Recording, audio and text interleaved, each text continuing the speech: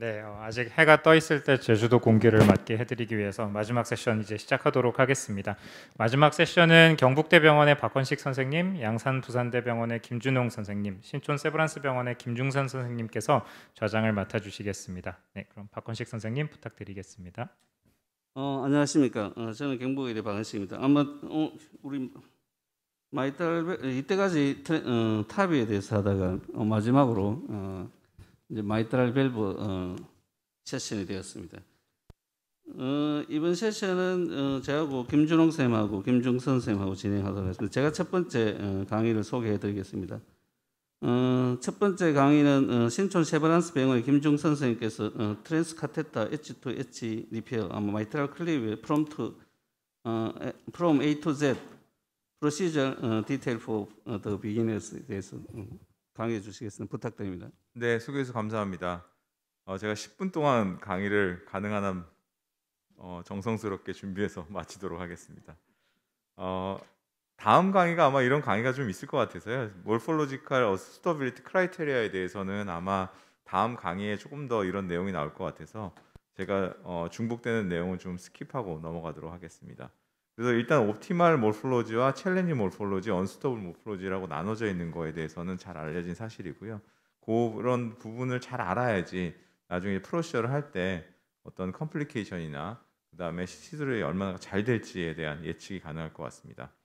좀 더 얘기를 좀 드릴 부분 자체가 이제 이 클립 시스템의 어떤 이 모양과 형태인데요. 보시면 알겠지만 여기 클립 암이 이제 크게 작은 것만 9mm짜리만 있었는데 최근에 12mm짜리가 이제 나왔습니다. 그래서 XT 시스템인데요. 이거의 큰 특징 중에 하나가 사실은 여기 보면은 실제로 얘는 9mm지만 이 그리퍼라고 하는 이런 여기 보면 이게 이 바늘 같은 게 이렇게 구조가 되어 있는데 이런 것이 구조 있는 게 6mm하고 9mm로 되어 있습니다. 그래서 이게 중요한 것 중에 하나는 6mm의 리플렛이 다 여기 들어와야 되고요. 9mm의 리플렛이 다 들어와야지 이게 그렇지 않고 작은 리플렛에 큰 걸 넣게 되면 가운데도 셀 가능성이 있습니다. 그래서 그런 부분에 대해서 좀 유의를 해야 되고요. 그 다음에 이게 와이드 타입이라고 그래서 조금 더 많은 클립을 잡을 수 있는 이런 타입이 있어서 그냥과 와이드 타입 두 가지가 있다라고 알고 계시면 될 것 같습니다. 특히나 이제 큰 걸로 잡게 되면은 저희가 이 마이트랄 밸브 에어리어를 더 줄일 수 있기 때문에 마이트랄 스테노시스를 더 유발할 수 있습니다. 보시는 바와 같이 이게 이 프라이머리 MR 같은 경우 케이스는 저희가 이런 식으로 이제 잽니다. MVA, 프레일 갭, 위드스 재고. 그래서 이 경우는 이제 에어리어가 좀 작았기 때문에 NTW로 잡았던 경우고요. 두 번째 케이스 같은 경우는 여기 보면은 밸브 에어리어가 한 4.8 정도 됐기 때문에 조금 더 여유 있게 생각을 했었고 이 경우 같은 경우는 XTW하고 NTW 두 개로 이렇게 클립을 잡아서 성공적으로 했던 케이스입니다. 이런 경우에 있어서 이제 하나를 잡고 나서 우리가 두 개를 잡을지 말지 상당히 고민이 되는데 그런 고민을 할 때 사실 마이트랄 리거지테이션의 정도를 충분히 이제 고려를 해야 되고요. 두 번째는 그 당시에 하나 잡고 나서의 마이트랄 밸브의 민 프레셔 그레디언트를 이제 저희가 같이 측정을 해야 됩니다. 오늘 좀 보여드릴 케이스는 이런 케이스인데요. 이건 아마 강도현 교수님이 오늘 HRMR에 대해서 좀 나오긴 할 텐데 보시는 바와 같이 HRMR의 특징 중에 하나가 크게 두 가지 타입이 있습니다. 하나는 이렇게 플랫하게 마이트랄 밸브가 나오는 타입이 있고요. 하나는 엔트리어 마이트랄 리플렛은 충분히 있는데 포스트리어가 이렇게 들려 올라가는 이런 케이스가 있습니다. 들려 올라가서 이렇게 말려 있는 경우에 있어서는 포스트리어 마이트랄 리플렛 자체의 랭스가 짧기 때문에 대부분 이제 큰 이제 XT 시스템을 쓰기는 좀 어려운 그런 부분이 있습니다. 하지만 이렇게 플랫한 경우는 사실 잡기가 굉장히 어렵습니다. 그래서 이런 경우에서는 대부분 XT를 이제 저희가 권유를 해드리는데 문제 중에 하나는 이렇게 플랫한 경우에 XT로 잡게 되면은 텐션이 굉장히 많이 가해지기 때문에 이 마이트랄 밸브 자체의 티어링의 가능성이 굉장히 많아지는 그런 문제점이 있습니다. 먼저 septal 펑처를 잠깐 말씀드리면 마이트랄 클립 같은 경우는 포스트리어 펑처를 해야 되고요. 약간 미드 투 스피리어 펑처를 해야 됩니다. 보통 아까 보여드린 PMV 같은 경우는 미드 투 인피리어 펑처를 하는 것을 이제 권유를 하고 있죠. 그 중에 하나가 사실 펑처를 할 때 BRK를 쓰시든지 BRK1을 쓰는 경우가 많은데요. 보면 대부분 이제 BRK를 쓰더라도 이 뒷부분을 이제 쉐이핑을 굉장히 이렇게 잘 해야지 다음과 같이 텐팅이 잘 보입니다. 그래서 이게 굉장히 중요한 팁 중에 하나고요. 텐팅이 잘 보여야지 정확하게 어느 쪽이 이제 펑처가 되는지를 저희가 알 수 있는 거죠. 그다음에 펑처를 했을 때 미끄러지지 않고. 그래서 포스티리어 펑처하는 이유는 엔티리어, 포스티리어 리플렛이 이렇게 있기 때문에 포스티리어 펑처를 하게 되면은 이 디바이스가 바로 들어와서 미디얼 레터럴만 움직일 수 있기 때문에 이런 매니플레이션을 줄일 수 있는 이런 장점이 있기 때문에 이렇게 한다고 알려져 있습니다. 또 하나는 이제 하이트를 이제 잡는 방법 중에 하나는 대부분 위로 올라가면 하이트가 당연히 높아질 거라고는 생각을 하지만 엔티리어 포스티리어로 가면은 하이트가 어떻게 달라질지에 대한 생각을 별로 많이 안 할 수 있는데 결국 포스티리어 가면 갈수록 하이트는 높아지게 됩니다. 그래서 포스티리어 가거나 혹은 수피리어 가게 되면은 이런 하이트를 증가시킬 수 있다라고 생각하면 될 것 같습니다. 그래서 이렇게 보통 이제 저희가 인피리어, 수피리어, 포스티리어, 엔티리어 이렇게 TE에서 잡고 나서 미드, 포스티리어 타겟팅하고 결국 포챔버 뷰에서 이렇게 하이트를 재게 됩니다. 하이트는 프라이머리 MR 같은 경우는 대부분 마이트라 애닐리우스 레벨에서 코압테이션이 일어나기 때문에 4.5에서 5cm 정도의 하이트를 가지면 되고요. 세컨더리 같은 경우는 벤트리큘러 펑셔널 MR 같은 경우 대부분 그 아래쪽이기 때문에 조금 더 낮게 펑처를 해야 됩니다. 그래서 4에서 4.5 정도의 애닐루스 플레인에서 4에서 4.5 정도의 이런 간격을 가지고 펑처를 하라라고 얘기를 하고 있습니다. 클립 딜리버리에 있어서 셀렉션과 딜리버리에서 아까 말씀드린 것처럼 큰 걸로 잡으면 굉장히 다 좋을 것 같은데 그렇지 않습니다. 큰 걸로 잡으면은 텐션이 많이 가질 수 있고, 그다음 9mm 이하로 잡으면 클립 중간에 MR이 남을 수도 있고요. 그다음에 클립 트라젝토리하고 퍼펜디큘러리티가 달라질 가능성이 굉장히 많습니다. 그래서 이런 부분에 대해서 좀 유의해야 되고요. 그다음에 LV 진입표에도 이게 매니플레이션을 하게 되면은 코드에 엔트랩먼트의 가능성이 높기 때문에 사실은 작은 클립으로 잘 잡을 수 있으면 그게 최선이다라고 먼저 말씀을 드릴 수 있을 것 같습니다. 근데 이제 큰 걸로 잡아야 되는 경우가 있을 수 있죠. 특히나 이제 갭이 너무 크거나 이런 경우는 이제 큰 거를 잡아야 되는데 그렇지 않은 경우에 있어서는 이런 작은 클립으로 잡을 수 있으면은 가능한 작은 걸로 잡는 게 좋겠다. 특히 이제 펑셔널에서는 NT나 NTW 클립을 우선적으로 좀 더 권유를 하고요. 프라이머리 같은 경우 사실은 이게 이 갭이 굉장히 큰 경우가 있기 때문에 X나 XW를 이제 권유를 합니다. 그리고 제가 보기에는 XT 그 프라이머리 같은 경우는 이런 약간 퍼펜디큘러리티나 그런 트라젝토리가 좀 덜 맞아도 크게 이제 텐션에 있어서 조금 영향을 덜 받는데 펑셔널 MR 같은 경우는 사실 그게 좀 잘 틀어지는 경우에 있어서는 MR이 더 증가하거나 또 다른 어떤 그 옆에 어떤 마이트럴 밸브 구조에 영향을 주기 때문에 그런 부분에 조금 더 유의를 해야 될 것 같습니다. 그래서 간단하게 여기 보시면은 지금 들어가서 이제 들어가는 모습이 좀 보이고요. 소리는 나진 않는데 이렇게 들어가서 보면은 요 마지막에 요 라인이 이제 딱 맞아가지고 두 개의 라인과 한 개의 라인이 맞는 트라젝토리를 맞추게 되면은 저희가 이제 이런 식으로 해서 트라젝토리 이게 들어가서 그 새들 포지션을 들어가서 그 다음에 이제 트라젝토리를 맞게 됩니다. 트라젝토리는 실제로 이게 안으로 어떻게 들어가는지를 방향을 정하는 건데요.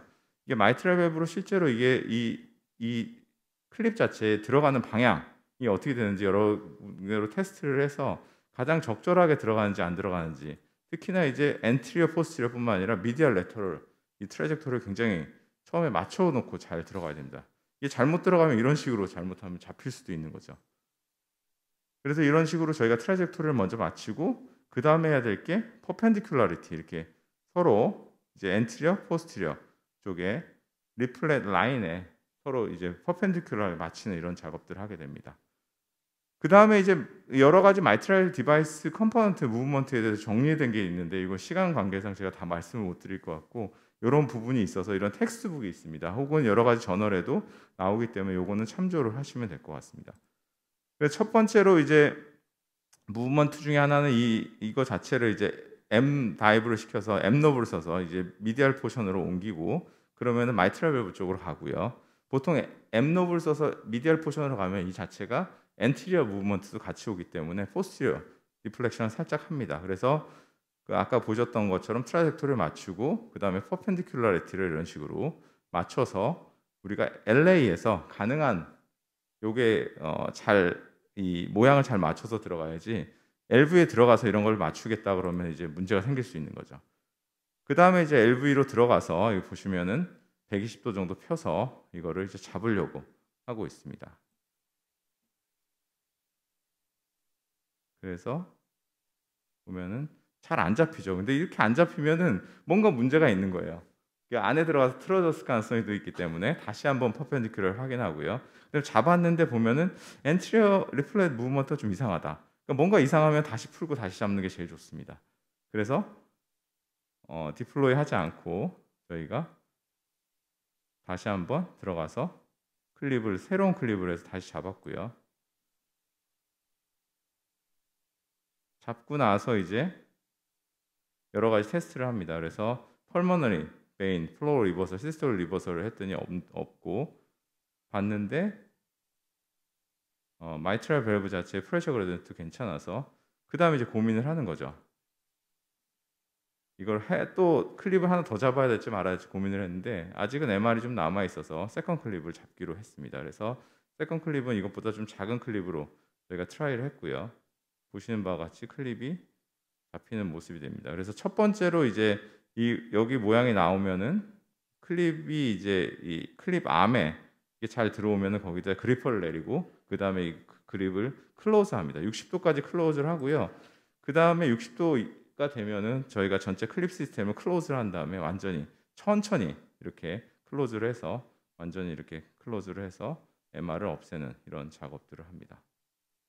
그래서 그 하고 나서 TT에서 보니까 MDPG가 4.5였고 MR은 마일드 MR로 이제 감소된 소견을 관찰할 수 있습니다. 이게 보면은 제가 이 슬라이드 준비한 이유는 이게 전체가 이제 프로시저하는 모양입니다. 사실 두 개를 넣으면서 시간은 꽤 걸렸지만 실제로 플로로상에서는 AP뷰에서 이게 답니다. 그래서 대부분의 이제 프로시저는 이미징 하시는 선생님들하고 잘 코오퍼레이션을 하면서 진행을 해야지 적절한 시술을 이제 할 수 있는 것으로 알려져 있고요. 한 가지 이제 중요한 것 중에 하나는 LA에서 가능한 한 많은 매니플레이션을 해서 가능한 한 맞춰놓고 들어가라. 이게 제가 마지막으로 드릴 수 있는 어떤 코멘트인 것 같습니다. 이상 경청해 주셔서 감사합니다. 예, 훌륭한 강의 감사드립니다.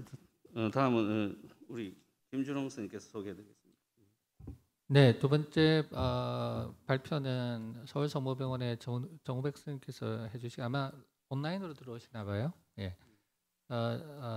타이틀은 Best Patient Selection for Mitral Valve TEER라는 제목으로 발표해 주시겠습니다. 안녕하세요. 서울성모병원 정우백입니다. 잘 들리시나요? 예. 네, 잘 들립니다. 네, 제가 오늘 받은 제목은 이제 페이션트 셀렉션인데요. 이 페이션트 셀렉션이 조금 이제 AS에 비해서는 조금 어렵다라는 느낌을 저는 개인적으로 가지고 있고요. 실제로 이 마이트랄 밸브의 TER을 했을 때 어떤 사람들이 베네핏을 얻을 것이냐. 그래서 이제 이게 전 세계적으로 이제 10만 케이스 이상이 마이트랄 TER이 이제 시행이 되었다라고 얘기를 하고 있는데, 미국에서 나온 2018년이긴 합니다만 1년이 지났을 때 약 54% 정도의 환자만 살아있더라.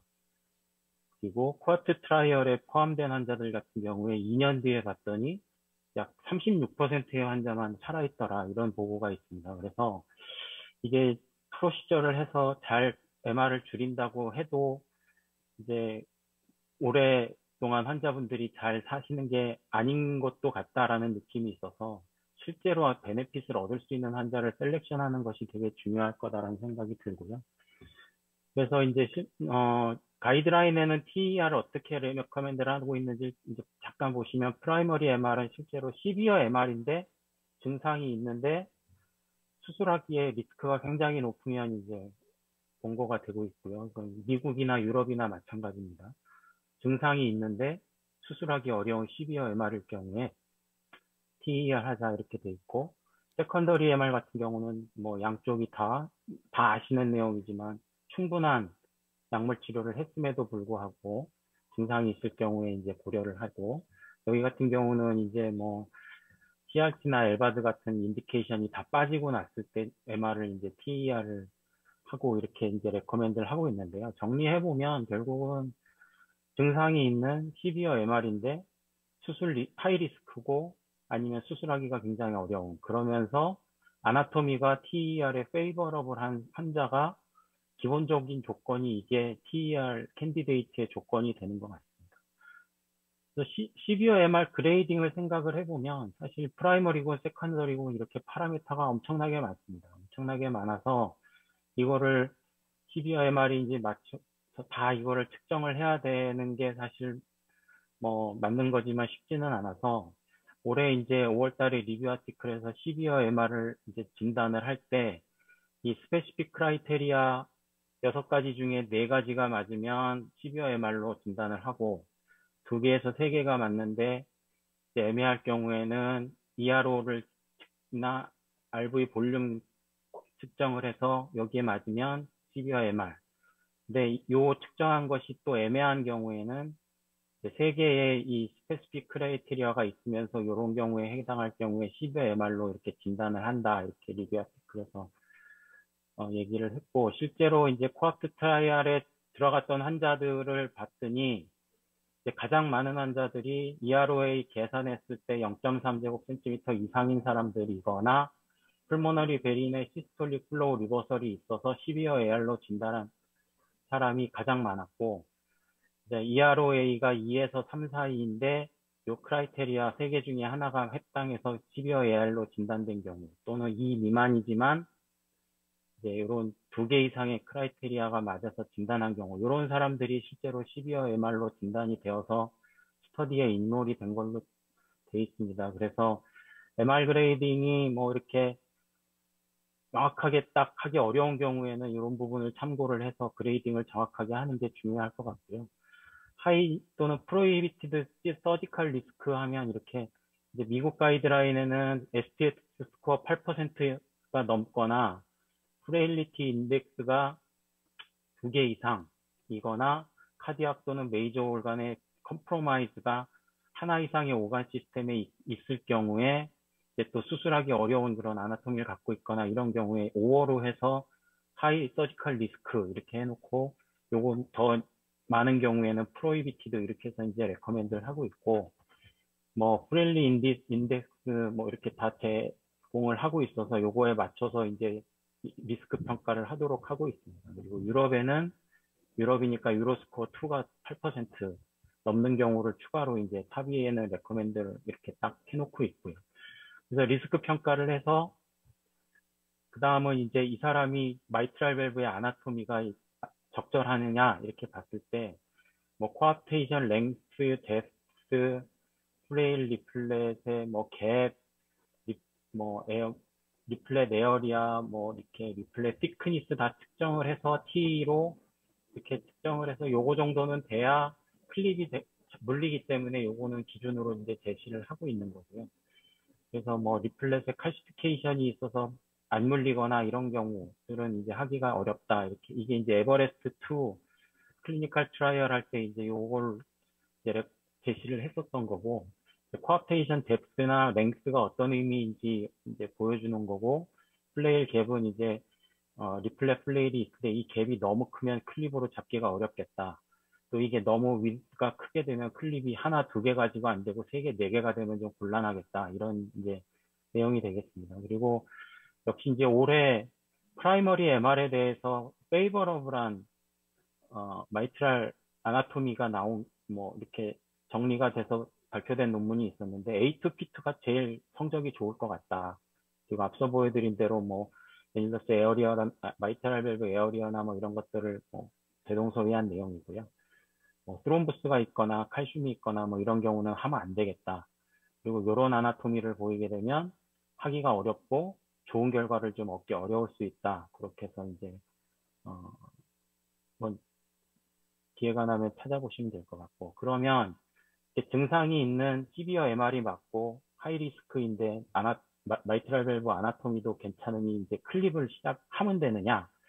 이게 이제 코앞트 트라이얼하고 마이트랄 FR의 결과가 조금 차이가 나는 거를 이제 설명하려는 것 중에 나온 것들 컨셉이 이제 디스프로포셔네이트하고 프로포셔네이트 MR의 컨셉이죠. 그래서 LV 사이즈에 비해서 MR의 양이 더 많아 보이는 경우에 이제 디스프로포셔네이트 시비어 MR 이렇게 얘기를 하는데 이게 이제 이런 의미를 가지고 있는 거가 되겠습니다. 그래서 프로포셔널 시비어 MR의 경우에는 LV가 기능이 나빠지면서 다일레이션이 진행이 되니까 그 결과로 시비어 MR이 나타나서 이거는 MR 자체보다는 LV를 치료를 하는 게 타겟이 되겠다. 그런 내용이 되겠고, LV가 커진 거에 비해서 더 많이 되는 경우에는 이 MR이 LV에 부담을 주고 있으니까 이 MR을 줄여주는 게 좋겠다. 이런 식으로 이제 컨셉을 가지게 돼서 MR을 타겟팅으로 할 만한 시비어 MR이냐를 생각을 해봐야 되겠다라는 내용이 나왔고,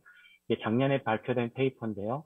세컨더리 MR의 경우에 이제 이 프로포셔널리티를 가지고 MR 도미넌트, MR LV 코도미넌트, LV 도미넌트 이렇게 세 그룹으로 나눠서 보면 이게 코앞트고 이게 마이트라 IFR인데 이제 이 코호트의 전체를 했을 땐 여기에 걸리는데 이렇게 세 그룹으로 나누게 되면 이렇게 디스트리뷰션이 되게 되고요. 이렇게 나뉘었을 때 클립을 했을 때 이 사람들의 아웃컴이 차이가 있는가를 봤습니다. 차이가 있는가를 봤더니 뭐 2년 지난 뒤에 뭐 세 공간의 MR의 정도는 크게 차이가 없었다는 얘기고, LV가 더 컸던 사람들, LV에 더 컸던 사람들, 그러니까 프로포셔네이트 MR에 해당하는 사람들이 이제 더 아웃컴이 좋지 않더라. 모탈리티가 더 높았다라는 내용이고, 이제 그럼에도 불구하고 모탈리티는 높았지만 환자 증상은 조금 좋아지는 거는 모든 군에서 보였다. 이런 내용이 이제 작년에 보고가 됐고요. 그 외에 또 이제 어떤 사람들이 TER로부터 베네핏을 얻을 것이냐를 좀 찾아보려는 노력들이 있는데요. 이건 이제 유럽과 캐나다에서 1000명이 넘는 사람들 레지스트리를 가지고 평가를 해서 이제 리스크 그룹을 3개로 나눴습니다. 3개로 나눠서 이 8가지 스코어를 가지고 리스크 그룹을 3개로 나눠서 이 사람들이 차이가 있느냐 봤더니 이제 요거는 스터디를 할 그 그룹이고, 이 사람들이 이제 이탈리아 그룹인데 자기네 나라 레지스트리를 이제 밸리데이션 코호트로 해서 비교를 해서 보여줬는데, 로우 리스크, 모더릿 리스크, 하이 리스크에서 이렇게 아웃컴이 확실하게 딱 갈라지는 거를 확인을 할 수가 있었다. 이렇게 해서 이제 레커멘드를 해서, 그러니까 이 시비어 MR에 적절한 아나토미를 갖고 있더라고 해도 이 TER 전에 가지고 있는 환자의 캐릭터리스틱으로 리스크 평가를 해서 이 사람이 시술 후에 어떤 아웃컴을 가질까를 예측을 해볼 수 있다. 이런 걸 이제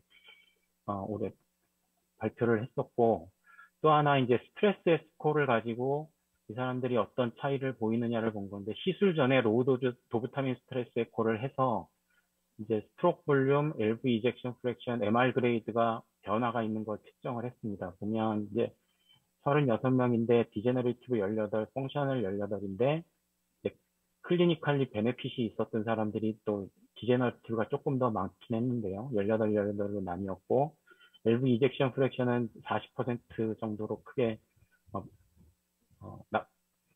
차이가 없었습니다. 그래서 보면 베이스라인에 스트로크 볼륨이 도부타민 스트레스 에코 했을 때 증가한 사람들이 TER을 하고 나서 퀄리티 오브 라이프 평가를 했을 때 훨씬 더 좋더라. 그래서 이 사람들이 이제 베네핏을 얻었다 이렇게 평가를 한 거고요.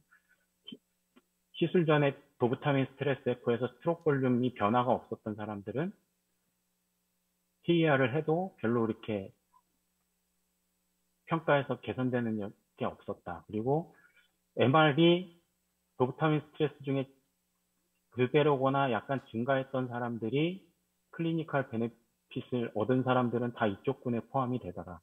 그래서 시술 전에 도부타민 스트레스 에코로 이런 부분들을 평가를 하는 것이 이 사람이 클립을 했을 때 증상의 호전을 기대할 수 있는가를 평가하는 데 도움을 줄 수 있을 것 같다. 이런 이제 보고가 있었고, 또 한 가지는 이제 이건 작년에 나온 건데요. 세컨더리 마이트랄 리거지테이션 중에서 특히 이제 이스케믹 카디오마이오패티로이란 경우에 마이트랄 밸브의 몰폴로지뿐만이 아니라 카디악 MRI를 찍어서 이 임팍 버든을 평가를 하는 것이 이 시술 후의 리스크를 평가하는 것에 도움이 된다. 그래서 30% 이상의 LV 매스의 임팍 버든이 있을 경우에는 하이 리스크가 되겠고 15% 미만일 경우에는 로우 리스크가 될 것이다. 그래서 이스케미아가 있었던 환자들 경우에는 MRI로 마이오카디움을 평가하는 것도 도움이 된다. 이렇게 얘기를 보고를 한 바가 있고요. 그래서 기본적으로는 이 4가지가 중요하겠지만 그 외에 추가로 뭐 이런 스코어를 해서 리스크 평가를 한다거나 LV의 뭐 크기하고 EROA 레이쇼를 가지고 평가하는 프로포셔널리티나 스트레스 에코로 컨트랙빌리티 평가한다거나 MRI로 마이오카디알 바이어빌리티 평가 같은 것들이 추가로 이 사람이 TER로 베네핏을 얻을 수 있을지 그런 것을 평가하는 데 도움이 될 수 있겠다. 그런 내용들이 최근에 이제 많이 발표가 되고 있습니다. 그래서 그런 내용을 좀 정리해서 말씀드렸고요. 네, 경청해 주셔서 감사합니다. 네, 정백 선생님이 아주 굉장히 잘 요약해서 발표해 주셨습니다. 사실 이제 탑이하고 조금 다르다고 생각되는 게 이 마이트랄 밸브는 이게 MR 리덕션이 곧 환자가 좋아지느냐 이게 대해서는 좀 더 많은 데이터가 필요하고 우리가 알아야 될 게 더 많다고 생각이 됩니다. 하여튼 지금까지 내용들 잘 정리해 주셨고요. 다음에는 서울아산병원의 강도현 선생님께서 티어리나 아트리얼 펑셔널 MR이라는 제목으로 프레젠테이션 해주시겠습니다. 예, 소개 말씀 감사드립니다. 서울아산병원 심장내과 강도현입니다. 오늘은 이제 그 에이트리얼 펑셔널 MR에서 마이트랄 클립이 어떤 롤이 있는지에 대해서 한번 간단히 리뷰하도록 하겠습니다. 블러저는 없습니다. 네. 네, 에이트리얼 펑셔널 MR이 혹시 슬라이드가 지금 안 나오네요. 네. 나오시나요? 예. 아마 뒤에만 나오고 지금 앞에는 안 나오시는 것 같은데요. 네. 에이트리얼 펑셔널 MR이 무엇인가? 저희가 보통 흔히 얘기하는 이제 펑셔널 MR은 대부분은 벤트리클라 오리진의 클래식 펑셔널 MR일 것입니다. 벤트리클이 늘어나면서 상대적으로 애뉴러스 늘어나고 그 마이트랄 밸브 이제 코다 쪽이 테더링 되면서 MR이 생기는 건데요. 약간 다른 에티올로지로 최근에 좀 각광받고 있는 것이 에이트리얼 오리진의 에이트리얼 펑셔널 MR입니다. 이제 LA가 커지면서 아이솔레이티드 애뉴라 다일레이션이 생기고 그러면서 이 마이트랄 애뉴러스와 특히 포스테리어 리플렛이 뒤쪽으로 당겨지는 힘을 받으면서 MR이 생기는 에티올로지입니다. 그래서 클래식한 마이트랄 리거지테이션과 이제 비교를 해보면은 왼쪽 그림은 이제 우리가 일반적으로 생각하는 벤트리큘라 MR이고요. 컨트랙티가 떨어지고 챔버가 커지면서 이 테더링 포스가 주로 이제 라테럴 월 쪽으로 이렇게 가고 이센트릭한 MRZ가 생기는 것이 전형적이죠. 이제 에이트리얼 펑셔널 MR은 이 에이트림이 커지고 애뉴러스가 늘어나면서 특히 아까 이제 김준원 교수님 말씀하셨듯이 리플렛이 약간 평평해지면서 특히 포스테리어 리플렛이 굉장히 심하게 테더링이 됩니다. 그러면서 센트럴 MRZ이 생기는 경우가 더 많습니다. 뭐 메커니즘으로는 여러 가지가 이제 제한이 되고 있는데 주로 이제 에이트리오제닉 리플렛 테더링이고요. 좀 이따 설명드리겠지만 PML이 햄스트링 되면서 포스테리어 파필러리 머슬이 테더링 되면서 디스프로포셔네이트 리모델링 되면서 이런 현상이 생깁니다. 그래서 지금 보시면은 이제 첫째 줄이 2007년도에 에이트리얼 피브릴레이션 환자, 둘째 줄이 2017년, 셋째 줄이 2019년도 환자인데요. 에이트리움 점점점 커지면서 지금 보시면은 포스테리어 리플렛이 점점 밑으로 당겨지면서 테더링이 되고 그쪽으로 MR이 진행하는 것을 알 수가 있습니다. 어떤 메커니즘이냐? 주로 이제 많이 나오는 메커니즘이 익세시브 파필라리 머슬 테더링이 되는 건데요. 보시면은 그 애뉴러스가 쭉 늘어나면서 주로 늘어날 때 포스테리어는 고정된 상태에서 안테리어가 쭉 늘어납니다. 그래서 안테리어 쪽으로 쭉 당겨지는데 포스테리어는 못 따라가니까요. 이게 지금 그 약간 에이트림이 돌면서 그 파필라리 머슬이 컨트랙션 될 때 PML이 햄스트롱 됩니다. 그러면서 쭉 당겨지면서 여기가 포스테리어 리플렛이 안쪽으로 쭉 당겨지면서 그 마이트럴 리거지테이션이 생기는 거죠. 에코 선생님들 앞에서 이런 얘기를 하려니까 참 죄송스럽습니다. 그래서 저는 이제 들은 대로 말씀을 일단 드리고 클립 얘기를 하겠습니다. 그래서 저희 병원 김대희 교수님이 이제 연구했던 결과 보시면은 이제 안테리어가 있고 포스테리어가 있고 이 리플렛의 길이가 에이트리얼 피브릴레이션이 있고 MR이 있고 없고 한 환자에 대해서 어떻게 차이가 나느냐 이런 에코 분석을 했는데 이 포스테리어 그러니까 에이트리얼 피브릴레이션이 있고 MR이 있는 환자는 포스테리어 대 안테리어 애뉴러스 페리미터의 레이쇼가 좀 더 크다.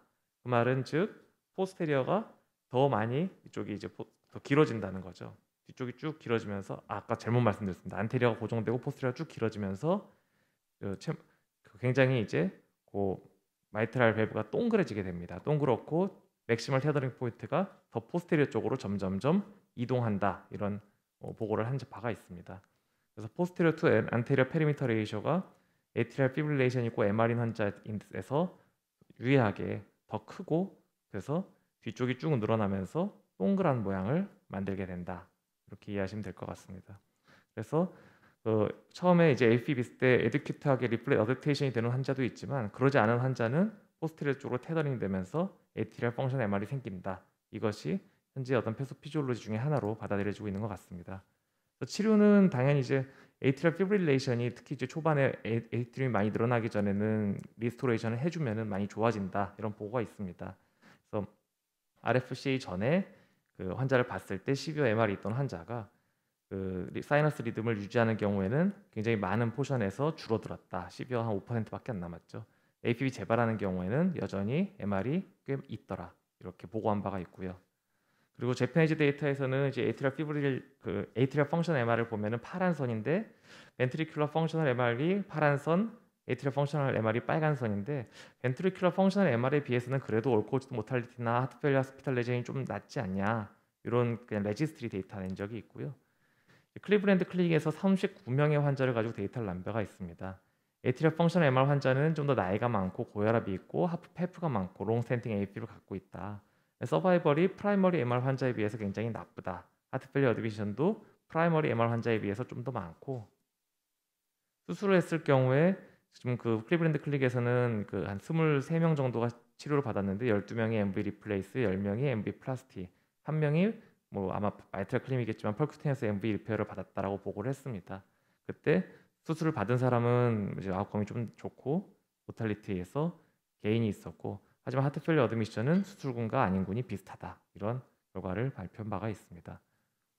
그리고 이제 수술 관련돼서 좀 더 연구들이 있는데 2012년도에 20명 정도 MV 리페어를 했고 뭐 메이즈나 LA 어펜디지 오클루전도 같이 했는데 2명만 마일드 MR이 남았고 다 MR이 없었다. 굉장히 좋은 결과를 발표한 바가 있고 2021년에 최근에 이제 좀 큰 연구인데 97명의 에이트리얼 MR 환자 결과를 발표했는데요. 애뉴로플라스티의 결과를 발표한 겁니다. 이때 MR 리커런스가 에이트리얼 MR에서 한 15% 정도, 올코즈 모탈리티가 한 15% 정도. 그래서 에이트리얼 펑셔널 MR이 애뉴로플라스티 수술 후에도 결과가 괜찮다. 이런 수술 결과들이 조금씩 발표가 되고 있는 것 같습니다. 그럼 마이트랄 클립은 어떤 롤이 있을까? 티어의 롤은 사실은 현재 이제 가이드라인 상에서 보면은 에이트리얼 펑셔널 MR은 데이터도 부족하고 인디케이션이 아닙니다. 이게 지금 현재 인디케이션인데 가이드라인에 에이트리얼 펑셔널 MR에 대해서는 연구도 아직 없고 데이터 부족하기 때문에 권고가 되지 않고 있고요. 하지만 이제 이런 환자분들이 실제로 꽤 존재를 하고 다른 이유로 수술을 받지 못하는 경우에 클립의 니드가 있기 때문에 결과들이 발표가 되고 있습니다. 이거는 작년에 TCT에서 발표된 건데요. 글로벌 익스펜드라고 G4 클립 이제 테스트한 레지스트리 데이터인데 그중에 53명 정도가 에이트리얼 펑셔널 MR의 기준을 만족했다. LV 이젝션이 45% 이상이고 APB 있고 다일레이티드 LA가 있는 경우 봤을 때 그 마이트랄 클립 하고 난 다음에 이쪽 왼쪽이 에이트리얼 세컨더리 MR인데요. MR 리덕션이 충분히 잘 되었고 NIH 클래스도 호전이 되더라. 이런 결과를 발표한 바가 있습니다. 그때 하트페일리어 호스피탈레이션을 보면은 에이트리얼 펑셔널 MR이 벤트리큘러 펑셔널 MR에 비해서 통계적으로 유의하지는 않지만 조금 더 그래도 낫지 않느냐 이런 데이터 보여준 바가 있습니다. 최근에 이제 그 이번에 유로PCR의 마이트라 튠이라고 에이트리얼 펑셔널 MR에서 마이트라 클립한 게 레지스트리로 모아서 이제 발표가 됐습니다. 87명의 환자를 이제 레트로스펙티브하게 모았고요. 전체 FMR 환자의 한 7.6% 정도였습니다. 여기서는 정의를 이제 LV 이젝션 프랙션이 50% 이상이고 LV EDD가 55mm 이하로 아주 뭐 벤트리큘러 다일레이션은 별로 심하지 않고 APB 있는 사람을 모았고 81세 한 61% 정도가 여자분, STS 스코어는 4%였습니다. MR 리덕션은 시술 후에 뭐 잘 유지가 되었고 환자의 그 리아 클래스도 잘 개선이 되었다. 이런 결과를 발표를 한 바가 있고요. 이때 LA 다이아미터나 LA 볼륨들이 감소를 하면서 그 LA 애뉴러스가 마이트랄 클립하면서 좀 작아지고 리모델링이 되었다라는 긍정적인 결과를 발표했고 하지만 여전히 이제 그 클리니컬 아웃컴 보면은 올 코즈 모탈리티 정도 보면은 한 2년주에 한 40%가 돌아가신다. 아까 정우백 선생님 말씀하셨듯이 이제 많이 환자가 이제 죽는 거죠. 그래서 이런 환자분들을 좀 더 살리기 위한 치료가 필요하지 않을까 이렇게 제안을 하였습니다. 저희 병원에서는 지금 그 펑셔널 MR이 한 그 64명 중에 27명 정도였는데요.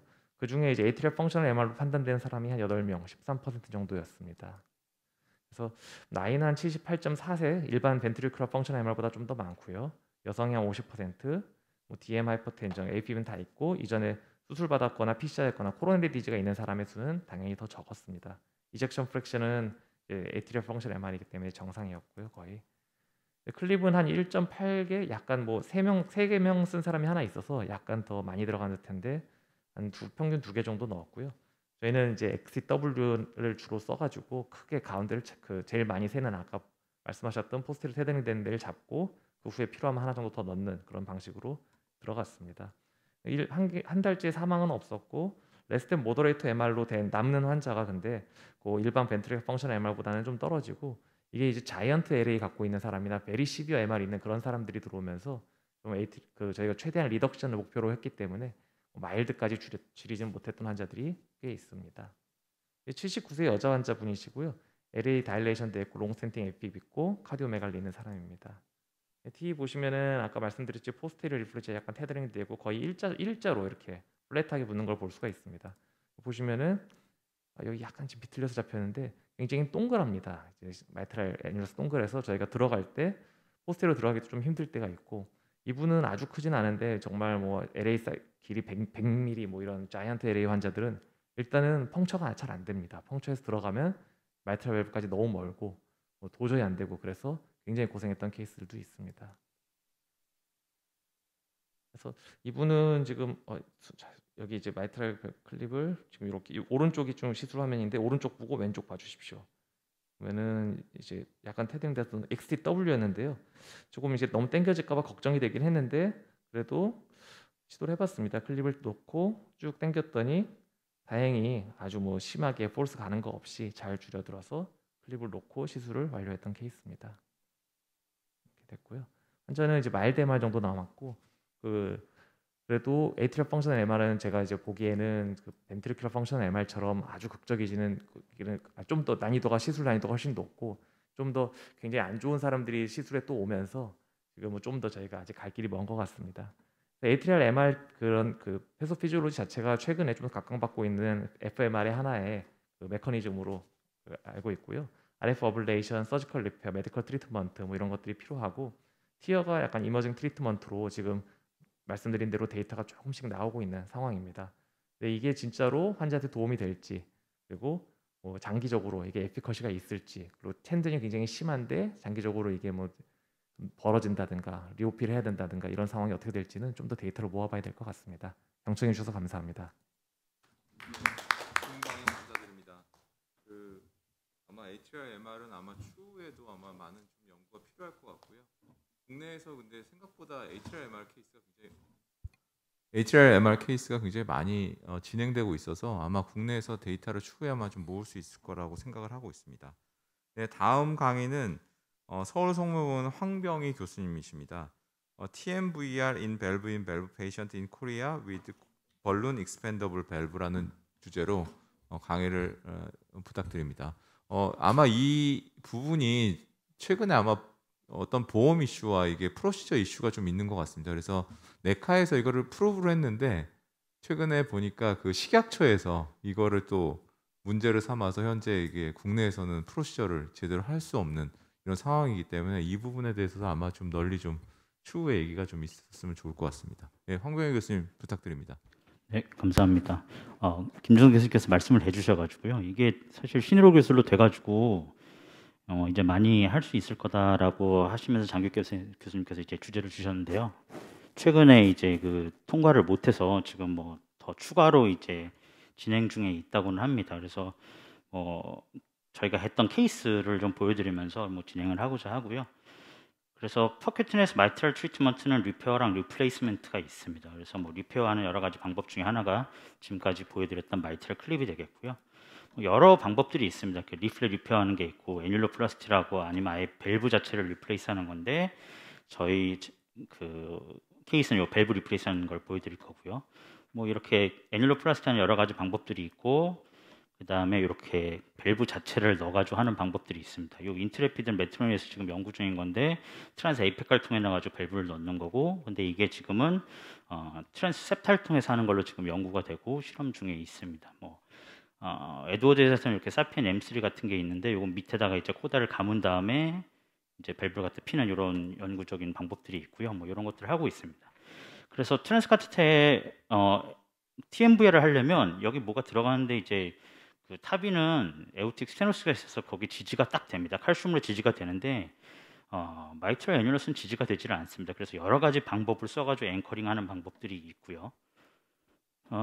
이제 FDA에서 2017년에 합의에 쓰는 사피엔3 벌룬 익스펜더블 밸브를 갖다가 마이트랄 밸브인 밸브 수술했던 사람들한테 있어서 문제가 생겼을 때 에오틱이나 아까 에오틱은 아까 국경선 선생님께서 잘 발표해 주셨고요. 그런 프로시저라는 걸 FDA에서 승인을 받았습니다. 그래서 이걸 바탕으로 저희도 신의로 기술을 국내에 이제 올해 될 줄 알았는데 아직은 뭐 진행이 안 된 상태입니다.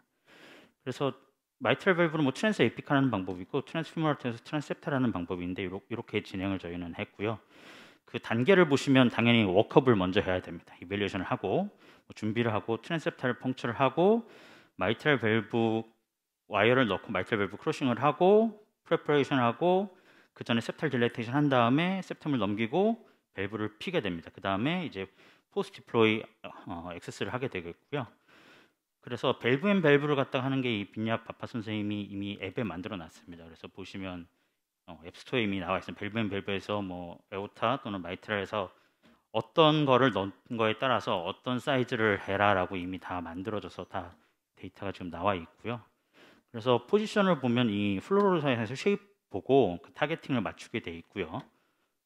그 다음에 이제 밸브를 갖다가 마이트랄 밸브에 넣다 보니까 이렇게 잘못 넣으면 아니면 이제 여러 가지 스몰 LVOT나 아니면 마이트랄 에오타 앵글이 뭐 큐타거나 뭐 안틸리피시 이런 것이 된다든가 하면 이 LVOT 옵스트럭션이 생깁니다. 그래서 워크업 할 때 이렇게 이제 시뮬레이션을 해서 이 네오 LVOT 에리어가 200 밀리미터 제곱보다 작다는 것을 확인을 하고 이제 하게끔 되어 있고요.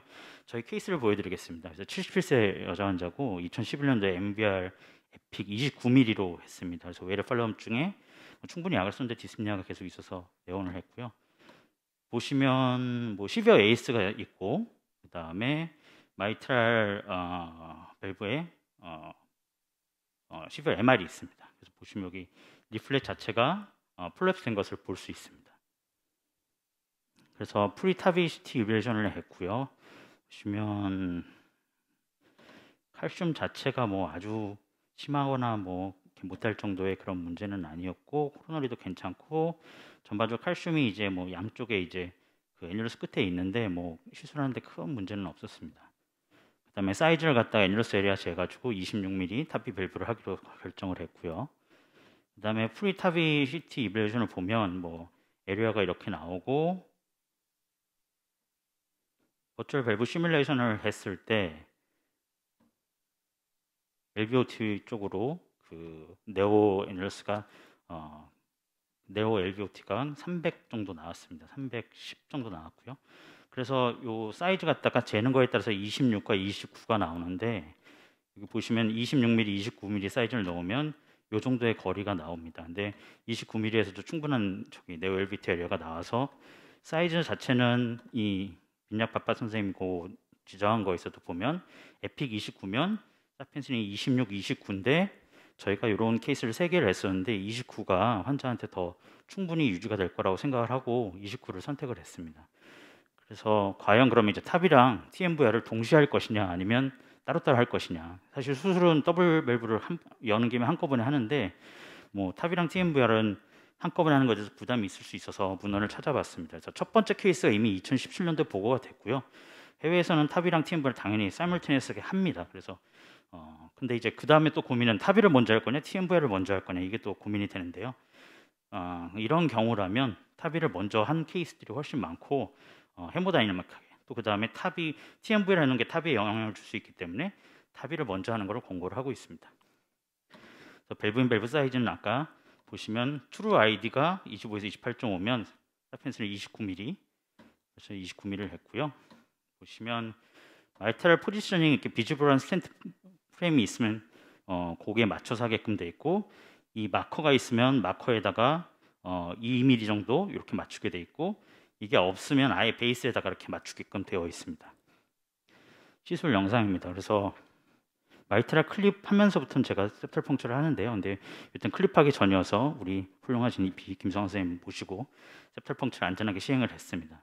이 셉탈 펑처의 방향이 마이트랄 클립 때는 포스테리어, 수피리어가 돼야 이제 그 클립이 들어갈 수 있는 방향이 잘 나오는데요. 이거는 그렇게 하면 그 굵은 그 사피엔 디바이스 자체가 거기를 넘어가기가 힘듭니다. 앵글을 보시면 아실 수 있고요. 그래서 셉탈 펑처 한 다음에 휴머럴 펑처를 했고 프리클로징을 했습니다. 그래서 프리클로징 다 하고 그다음에 에오틱 와이어 뭐 금방 넘어갔고요. 넘어간 다음에 뭐 저희가 보면 템포러리 없이 LV 와이어 페이싱 해가지고 밸브를 임플란테이션을 했습니다. 여기까지 한 펑처 해가지고 한 15분, 20분 걸렸던 것 같고요. 그 다음에 이제 다음은 체크를 한 다음에 에오틱 밸브에 큰 문제 없는 거 확인하고 그다음에 이제 셉탈 와이어를 크로싱합니다. 쉬스에서 JR 놓고 PMV 할 때와 달리 여기는 밸브 자체가 보이기 때문에 비교적 쉽게 와이어링을 하고 카테터를 넣고 그 다음에 사파리 와이어로 교체를 합니다. 그 다음에 TMVR 쉬스를 갖다가 넣고 그 디바이스 자체가 넘어가야 되니까 셉탈 벌루닝을 해야 됩니다. 그래서 셉탈 벌루닝을 지금 하고 있는 영상이고요. 벌룬을 충분히 해줘야 디바이스가 넘어갈 수 있기 때문에 저희는 뭐 10mm나 12mm 뭐 이렇게 해가지고 벌룬을 하고 있습니다. 그 다음에 페이싱 테스트를 했고요. 페이싱 잘 들어가는 거 확인했고 그 다음에 벌룬을 한 번 더 세컨 셉탈 벌루닝 해가지고 더 넓히고 난 다음에 이제 밸브를 넣습니다. 이 밸브 자체가 이 탑이할 때는 방향이 들어가는 방향이 플로우의 반대지만 이거는 플로우랑 같은 방향이기 때문에 밸브를 갖다 디바이스 넣을 때 꼭 반대로 넣어가지고 임플란테이션을 하게 됩니다. 그래서 밸브를 넣고 나서 인서션을 하고 있는 장면이고요. 보시면 아시겠지만 만약에 클립할 때처럼 포스테리어 수피리어 펑처가 되면 이 위에서 이렇게 들어가야 되는데 이 디바이스 자체가 그렇게 들어가기 어렵습니다. 그래서 TMV를 할 때는 상대적으로 포스테리어 미들이나 포스테리어 인피리어 쪽에서 이 루프 자체를 길게 안 만들어야 디바이스가 잘 넘어갈 수 있습니다. 그래서 TMV 밸브를 넘어가는 걸 보실 수 있고 그 다음에 마찬가지로 페이싱 하면서 아주 천천히 벌룬 익스펜더블 밸브를 갖다가 디플로이를 합니다. 그래서 벌룬을 하고 그 다음에 포스트로 T를 보고 뭐 파이널 엔조를 이렇게 찍고요. 포스트 에코입니다. 보시면 VMAX가 4.0에서 2.3으로 줄었고 MR도 시비어 MR에서 트리비얼 MR로 감소한 것을 볼 수 있습니다. 그래서 TMVR 밸브인 밸브는 벌룬 익스펜더 밸브를 아주 안전하게 할 수 있게 되겠고요. 근데 이제 뭐 에오타나 마이트랄 인터벤션 경험이 있는 사람이 이제 하는 게 좋을 거고 그다음에 더블 밸브가 충분히 가능한데 그렇다면 에오틱 밸브를 먼저 하는 게 더 권유되겠습니다. 경청해 주셔서 감사합니다. 네, 아주 좋은 케이스 감사드립니다. 네, 다음은 마지막 강의입니다. 삼성서울병원 한주영 교수님이시고요. Future of Mitral Intervention이라는 주제로 강의를 해주시겠습니다. 네, 아마 이 주제가 굉장히 좀 어려운 주제이기도 하고 오늘 마지막 강의라서 한주영 교수님 잘 부탁드립니다. 네, 소개 감사합니다. 어려운 주제를 주셨고 제가 뭐 현재도 잘 모르는데 또 미래까지 하라고 해서 어떻게 할까 고민하다가 일단 뭐 현재 이제 저희가 마이트랄 클립밖에 경험이 없으니까요. 다른 어떤 도구들이 개발되는지 황변 선생님 사실 잠깐 보여주셨는데 그 중심으로 해서 마지막 강의니까 짧게 말씀드리겠습니다. 그 마이트랄 리거지테이션의 프리밸런스는 생각보다 높습니다. 그래서 미국 기준으로 프라이머리 MR이 전체 인구 2%이고 하트 페일리어 5명 중에 1명은 모더리트 시비어 세컨더리 MR을 가지고 있다고 합니다. 그래서 역시 미국 데이터인데 2014년에는 250만인데 15년 지나서 2030년이 되면 500만, 2배가 된다는 것으로 예측을 하고 있고요. 이게 이럼에도 불구하고 잘 리퍼가 되지 않고 또 잘 치료도 안 하고 있다. 이게 문제다라고 얘기들을 하고 있더라고요. 그래서 역시 미국 추산치인데요, 미국 데이터인데요. 그 75세 이상이 되면 밸브 디지스 환자가 무려 15%인데 탑이 오늘 많이 말씀하셨지만 5%고 마이트랄이 10%여서 탑이보다 이제 마이트랄 시장이 더 커질 수도 있겠다라고 예측을 하고 있습니다. 근데 이제 상대적으로 탑이에 비해서는 저희가 인터벤션을 잘 할 수가 없죠. 그 이유는 이제 도구가 마땅치 않기 때문입니다. 그래서 그렇지만 그럼에도 불구하고 각 회사들에서 열심히 연구들을 해서 개발 중에 있습니다. 쓰이고 있는 것들도 있고요. 그래서 마이트랄 클립 말고 다른 시스템을 좀 살펴보겠습니다. 그래서 크게 뭐 기전에 따라 4가지 정도로 분류를 할 수 있습니다. 마이트랄 클립과 같은 티어, 그 다음에 애뉴로플래스티, 거기 이제 다이렉트, 인다이렉트로 나눌 수 있고요. 코다를 리페어하는 방법이 있고, 황병 선생님 좀 전에 말씀해 주셨지만 마이트랄 밸브의 전용인 밸브들이 이제 개발이 되고 있습니다. 먼저 티어부터 보면 마이트랄 클립은 이제 제외하고요. 파스칼, 에드워드에서 이제 파스칼 시스템을 개발했습니다. 그래서 전체적인 구조는 사실 마이트랄 클립하고 비슷합니다. 그래서 여기서는 이제 패들이라고 부르는데 약간 더 뚱뚱하다고 그럴까요? 브로드하게 보입니다. 그다음에 여기서 이제 클래습, 그리퍼 대신에 클래습이라고 명칭을 하는데 역시 인디펜던트하게 리플렛을 캡처할 수 있다라고 되어 있고요. 클로징을 하면 이게 일롱게이션 되면서 프로파일이 작아져서 LV 안으로 들어가고 매니플레이션 하는데 상대적으로 장점이 있다라고 이제 회사에서는 홍보를 하고 있습니다. 62명 그레이드 3, 4 MR 대상으로 했던 클래습 연구를 보면 MR 시버리티는 한 달 후에 굉장히 많이 이제 개선되어서 모더레이트 시비어였던 것들이 대부분 다 넌 마일드로 바뀌고 유지되는 것을 알 수가 있었고요. 환자 증상도 다 개선이 되었습니다. 이제 뭐 시장에서 좀 장악을 하려면 결국 아웃컴 연구가 필요하니까 이 에드워스도 준비를 하고 있습니다. 그래서 마이트랄 클립은 수술 혹은 이제 메디컬 트리트먼트하고 비교를 했었는데 그게 이 티어에서는 언더 골드 스탠더드가 됐기 때문에 파스칼은 마이트랄 클립 대비 넌 인피니티를 보고자 하고 있고요. 그래서 뭐 DMR, FMR 다 포함해서 연구를 계획 중에 있습니다. 그다음에 이제 TR, 트라이커스피드 밸브에 대한 이제 관심이 또 많아지기 때문에 이 파스칼 시스템을 이용해서 이 트라이커스피드 리거지테이션에 대해서 옵티멀 메디컬 트리트먼트보다 더 좋은지 연구 진행 계획 중인 것으로 알고 있습니다. 그다음에 이제 애뉴로플래스티, 크게 이제 다이렉트, 직접 이 마이트럴 애뉴러스를 줄여주는 애뉴로 다이렉트한 방법이 있습니다.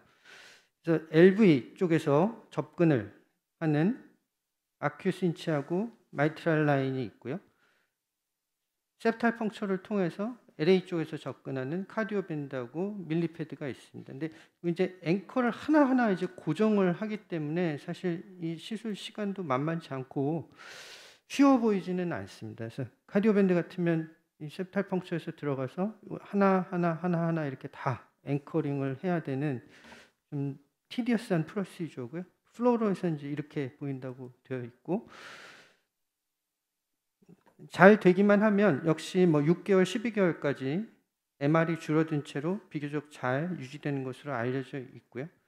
1년째 모탈리티가 13%, 뭐 어떤 환자들을 대상으로 했는지에 따라 다르지만 성적 자체는 괜찮은 것으로 보고를 하고 있습니다. 역시 이 연구도 아직까지 이제 뭐 대규모 아웃컴 연구는 없기 때문에 이런 메디컬 트리트먼트 에 대해서 이제 비교 연구를 하고 있고, 역시 트라이커스피드 밸브에 대해서도 연구를 계획 중에 있습니다. 그다음에 인다이렉트 애뉴로플래스티는 코로너리 사이너스로 들어가서 마이트럴 애뉴러스 주위를 이렇게 좁혀주는 건데요.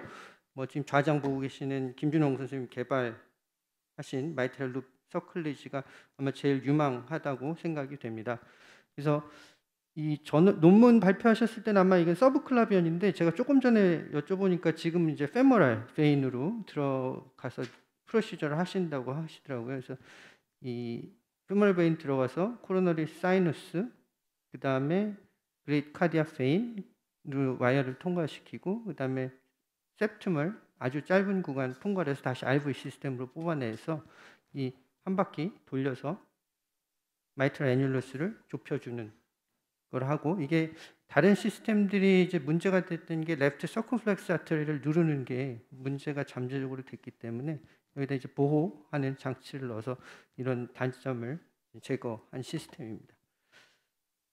퍼스트 인맨 트라이얼에서는 리거지턴트 볼륨도 줄여주고 이젝션 프랙션 상승, 그 다음에 환자 증상도 이제 개선시키는 것으로 보고를 하셨습니다. 그 다음에 이제 코다 리페어가 있는데요.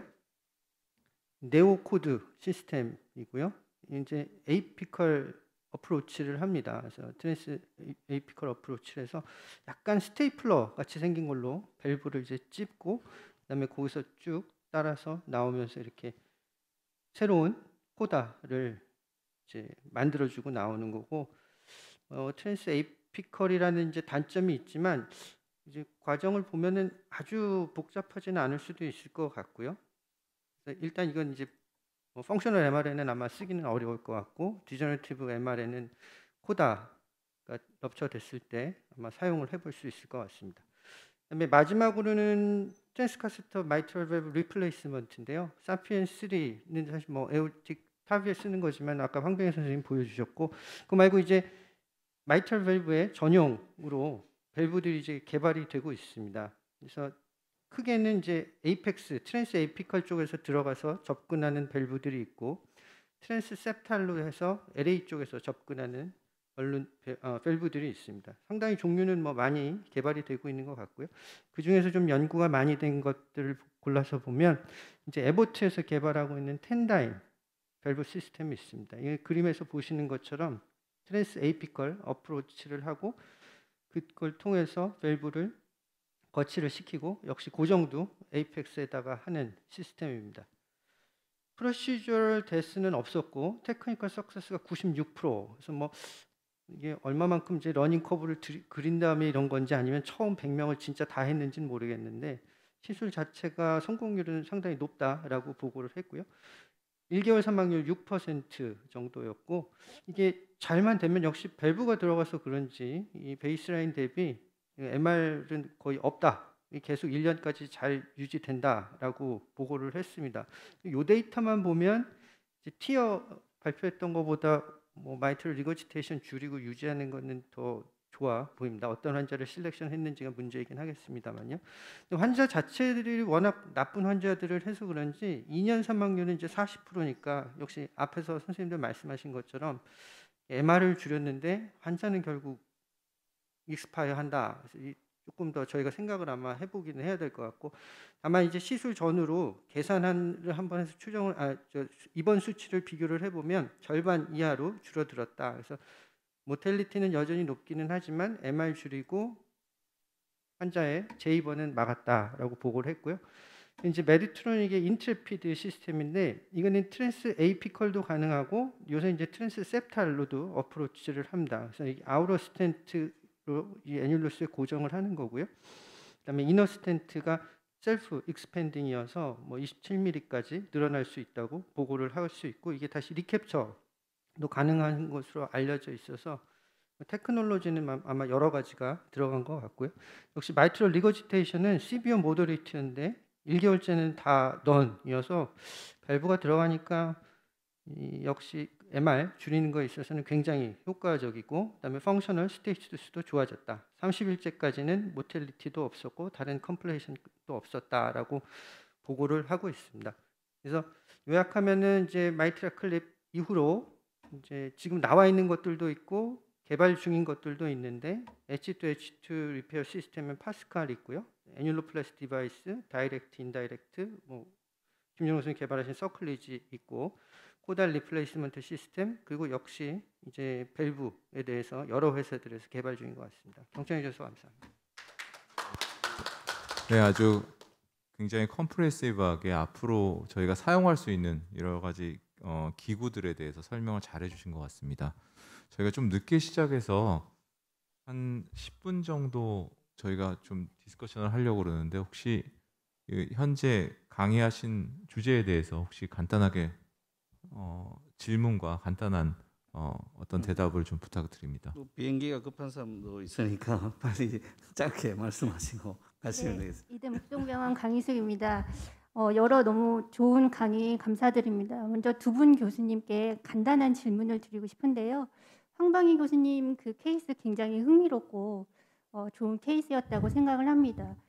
실제적으로 그 환자의 이제 안티코아귤레이션이나 뭐 안티플레이트리스는 어떻게 사용하셨는지, 어떻게 유지하실 계획인지 좀 궁금하고요. 그다음에 이제 septum에 벌룬을 하셨는데 그냥 관찰할 수 있을 것 같기도 한데 혹시 디바이스 클로즈를 하거나 하진 않으셨는지 그 부분 한 가지 하고, 또 강도현 교수님한테 여쭤보고 싶은 거는 사실 저는 그 경험이 없어서 잘 모르겠는데 어느 정도 몇 케이스 정도 하면은 조금 감이 온다 뭐 이런 거 있으면 말씀해 주시면 좋겠고, 특별히 그 AP과 관련된 ATR MR이 굉장히 인상적이었는데 혹시 그 프로시저 타임이 평균적으로 뭐 환자에 따라서 차이가 많이 날 수는 있겠지만 어느 정도 소요되는지 좀 궁금합니다. 네, 그 안티플레이트렛은 사실 제 환자가 아니라 장기혁 선생님 환자라서요. 근데 하나 더 넣었다고 타비에 비해서 특별히 더 이렇게 다르게 쓰시지는 않는 걸로 알고 있고요. 시술 자체가 전체적으로 합쳐가지고 뭐 한 55분 이렇게 오래 걸리진 않아서 그거는 뭐 큰 문제가 없었던 것 같고, 그 요 전 케이스에 뭐 PMV나 뭐 어디 이렇게 septa를 뚫었다고 그래가지고요. 거기다 뭐 클로징 디바이스 안 하고 그냥 다 두면 뭐 힐링이 되거나 뭐 문제 없어가지고 뭐 특별한 건 하진 않았습니다. 예, 얼마나 해야 좋아지는지는 저도 잘은 모르겠는데요. 뭐 회사에서는 뭐 10케이스 하면은 좋다 그러는데 10케이스 때는 아무것도 몰랐고요. 한 50개 넘어갈 때 조금 그래도 조금 전보단 나은 것 같다 이런 느낌을 좀 받았습니다. 근데 이게 띄엄띄엄 하면은 거의 안 늘는 것 같고요. 그때 좀 우연찮게 환자분들이 확 많이 했던 때가 있는데 그래야지 조금 느는 것 같습니다. 그리고 그 시술 시간은 지금은 한 2시간 정도 생각을 하고 있습니다. 예, 잠깐 우리 황병현 선생님 아주 좋은 케이스 보여주셨는데 제가 코멘트 잠깐 하나 좀 더 추가한다면, 사실 이제 그 밸브가 굉장히 성적이 이제 잘 되는 때는 좋은데 LVOT 오버스트럭션이 사실은 문제잖아요. 근데 보여주신 케이스는 굉장히 좋았어요, 그죠? 그래서 이제 그거를 LVOT 오버스트럭션 있는 환자를 해결하는 방법으로 septal alcohol ablation을 한 6주 전에 미리 해서 하는, 헬리포드 하스피탈에서 주로 많이 하는데 자기들 발표는 되게 좋아요, 그죠? 그다음에 이제 안티리어 마이트럴 리플렛을 이렇게 찢어버리는 람프 프로시저라고 있는데, 예, 그런 것도 사실은 우리 그냥 PDC 와이어로 그 우리 보호비에 연결해서 하면 할 수 있는 그런 방법이라서 그런 것도 한번 안 되는 케이스에서 한번 생각해 볼 수 있을 것 같습니다. 네, 저 성균관의대 김은경입니다. 강의 너무 잘 들었습니다. 타비 같은 경우에는 경험 있는 분들이 계시면 사실은 누가 프리프로시저에 메저를 하더라도 사실 밸브 타입이 비슷하게 나오거든요. 근데 이제 티어 같은 경우에는 뭐 실렉션 크라이테리아는 있지만 보는 사람마다 피지션마다 사실은 이제 어떤 클립 사이즈를 선택해야 될지 베리어빌리티가 상당히 크다고 생각이 됩니다. 그래서 저희도 이제 프리프로시저를 플래닝 하는데 가장 많은 시간을 들이기도 하는데, 특히 이제 펑셔널 MR 같은 경우에 아까 김중성 교수님께서도 이게 너무 큰 사이즈를 넣으면 텐전이 가해지니까 초반에 작은 거를 넣는 게 좋을 것 같다라는 말씀을 해주신 반면, 또 강도현 선생님께서는 ATR MR 같은 경우에는 초반에 이제 갭 사이즈가 크니까 가장 이제 큰 XTW를 좀 선택한다. 이런 피지션마다의 그런 의견 차이가 되게 큰 것 같거든요. 그래서 그런 부분에 있어서 이제 사이즈 선택할 때 가장 고려하시는 부분이 뭔지 좀 팁을 주시면 좋을 것 같습니다. 저한테 질문. 일단은 저희도 사실 경험을 하면서 지금 좀 경험이 쌓여가면서 좀 생각들이 많이 바뀌는 것 같습니다. 그래서 처음에 XT가 나왔을 때 XT로 잡으면은 잘 잡히니까 무조건 좋을 줄 알았는데, 여러 가지 하면서 보니까 좀 이런 컴플리케이션들이 좀 발생을 하더라고요. 그리고 실제로 클립을 잡았을 때 큰 걸로 잡으면은 전체를 다 잡으면은 텐션이 세지고요. 일부를 잡으면 그 클립 가운데로 또 리거지턴트 플로우가 생기는 경우가 있습니다. 그래서 아까 말씀드린 것처럼 6mm, 9mm 정도 충분하게 이제 리플렛을 잡아야 되는 게 굉장히 중요하기 때문에 가능하다 그러면 펑셔널인 경우는 이제 NT 시스템을 조금 더 선호하게, 저도 개인적으로 좀 선호하는 상황이고요. 하지만 이제 우리나라에서 사실은 이제 케이스들이 사실은 좀 컴플렉스 케이스가 굉장히 많습니다. 지금 해외에서 하는 케이스보다. 그래서 그런 면에서는 아마 지금 기본적으로 레스팅 갭이 굉장히 크기 때문에 그런 면에서 아마 그런 갭 사이즈나 이런 걸 보고 XT를 저희가 이제 쓸 수밖에 없는 상황으로 가는 것 같고요. 단 이제 전에는 이제 XT를 쓰고 나서 두 번째 클립 선택할 때도 아 이것도 갭이 남아 있고 해야 되니까 XT로 빨리 하고 끝내자라고 그랬는데 최근에는 가급적 이제 작은 시스템으로 좀 하려고 노력은 합니다. 그래서 아마 그런 시술자나 그때의 상황에 따라 좀 그런 셀렉션에서는 좀 달라질 수는 있지만 가능한 펑셔널에서 쓸 수 있다 그러면 NT로 좀 가능한 쓰는 것을 고려를 하라는 게 현재까지의 얘기인 것 같습니다. 네, 강의 잘 들었습니다. 서울소모병원 순환주심 진진입니다. 저는 저울백 교수님한테 질문했는데요. 이제 저희 티어 환자 선택이 되게 힘든 때가 많은데요. 이제 MR이 아주 심한 경우에는 펄물 하이퍼텐션 전반적인 경우가 많잖아요. 이제 펄물 하이퍼텐션이 있는 경우면 더 예후가 안 좋은지 그러면 뭐 시술 전에 뭐 의심드려서 무조건 해서 환자를 험펌을 하고 어떤 환자 선택에 영향을 주는지 궁금합니다.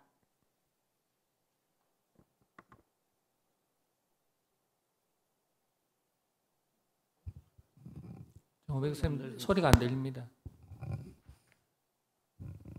아니 소리를 정호백 선생님 소리가 안 들립니다. 지금 들립니다. 네, 그 풀모너리 아토리얼 프레셔 70mm 머큐리 이상이면 하지 않는 걸로 이렇게 얘기를 하고 있고요. 그리고 또 한 가지 그 이유는 이제 제가 생각할 때는 클립을 잡게 되면 어쨌든 스테노시스를 유발을 하게 되는 거여서 그런 부분이 이제 영향을 좀 미치는 것 같고요. 저희가 초기에 아주 초기에 이제 그 부분에 대한 고려 없이 이제 클립을 했다가 아주 고생을 했던 환자분이 한 번 기억이 나는데 그런 부분 때문에 풀모너리 하이퍼텐션이 아주 심한 환자는 클립하는 거는 이렇게 레코멘드를 하지 않는 것 같습니다.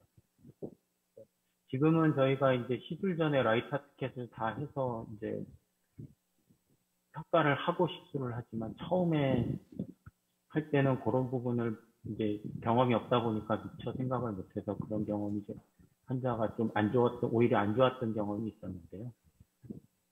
그래서 지금 클리프의 뭐 마이트랄 민피지가 뭐 5가 넘지 않으면 괜찮다라고 하는데 또 뭐 환자마다 조금씩 차이가 있는 것 같고 이상입니다. 정우백 선생님 나오신 김에 하나 더 질문 드리겠습니다. TER 하고 나서 글로벌하게도 보면 뭐 30데이 모탈리티가 한 5% 정도 되고 1년 정도 됐을 때 모탈리티가 25% 가까이 발표가 되고 있는데요. 이게 코스트 저희가 내야 되는 거에 비해서 이 코스트 이펙티브니스가 좀 많이 떨어지는 시술 같습니다. 그래서 환자를 이제 선별해서 설득할 때도 이게 참 어려움이 많으실 것 같고 이제 잘 시술은 됐는데도 환자가 결국에 나중에 안 좋아지는 게 많은데 선생님 보여주신 데이터가 되게 재미있었고 그 시술 전에 그럼 스트레스 에코를 해서 스트로크 볼륨이 좋아지는 환자들만 좀 선별해서 시술해야 된다고 생각하시는지 개인적으로 궁금하고 이 스펙트나 아니면 스트레스 MR 같은 걸로 좀 더 이제 정확한 지표를 얻을 수는 없을지 의견이 궁금합니다. 이게 사실 이 그러니까 세컨더리 MR의 경우에는 이제 마이오카디움에 대한 평가를 하는 게 좋을 것 같다라는 생각을 하고 있는데 실제로 저희 병원에서 스트레스 에코를 해보고 하지는 않았는데요. 저도 이번에 강의 준비하면서 이제 이런 내용들을 알게 돼서 다음에 이제 세컨더리 MR 케이스를 시술을 이제 해야 되겠다라고 평가를 할 때는 한번 검사를 해보면 좋을 것 같다라는 생각을 하고 있고요. 그래서 실제로 이제 뭐 앞서 말씀드린 대로 심터마틱이고 시비어 MR이고 뭐 수술하기 어렵고 그다음에 아나토미도 클립이 가능하다. 근데 이 사람을 클립을 해놨을 때 진짜 좋아질 거냐에 대한 부분이 아직 이렇게 이 사람은 진짜 하면 좋아질 거다라는 확신이 들 정도로 제가 아직 경험이 없는 상태여서 그런 부분들을 추가로 이제 평가를 하고 시술을 하는 게 도움이 될 거라는 생각은 하고 있습니다.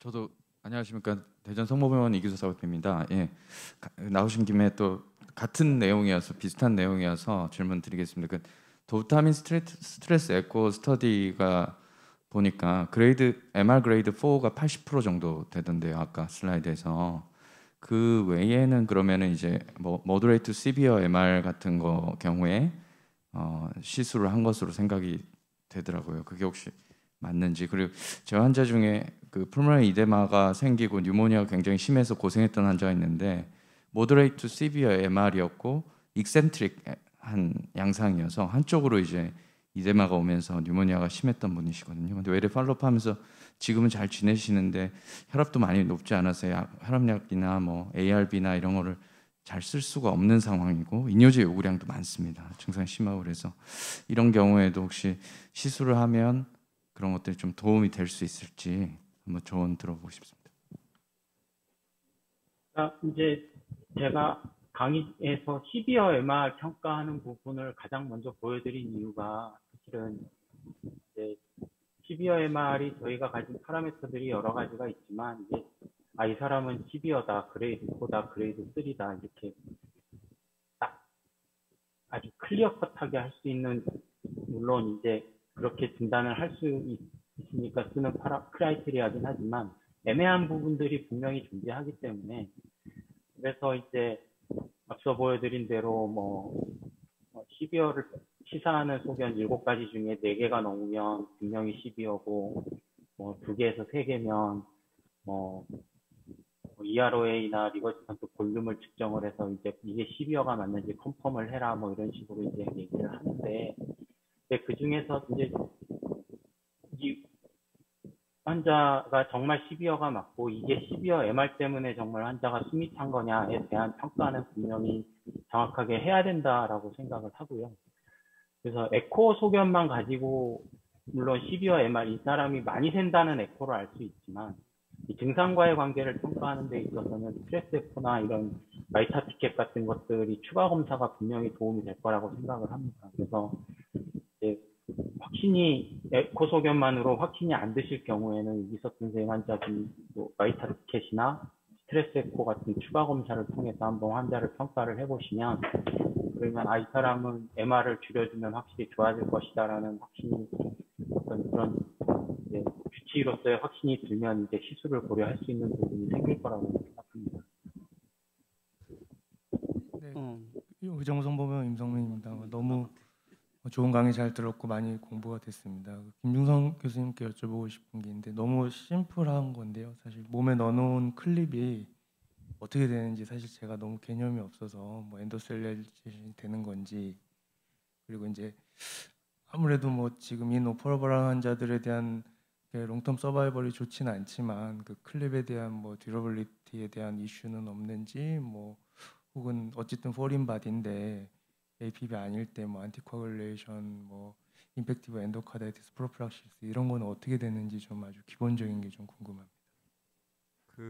일단은 그 클립이 들어가서 거기를 잡으면요 대부분 굉장히 강하게 잡힙니다. 저희가 수술한 케이스가 하나 있었는데 그냥 안 풀려가지고 거의 저희가 기구를 써가지고 풀릴 정도로 굉장히 강력하게 클립은 잡혀 있었기 때문에 빠질 가능성은 대부분 없는 걸로 알고 있고요.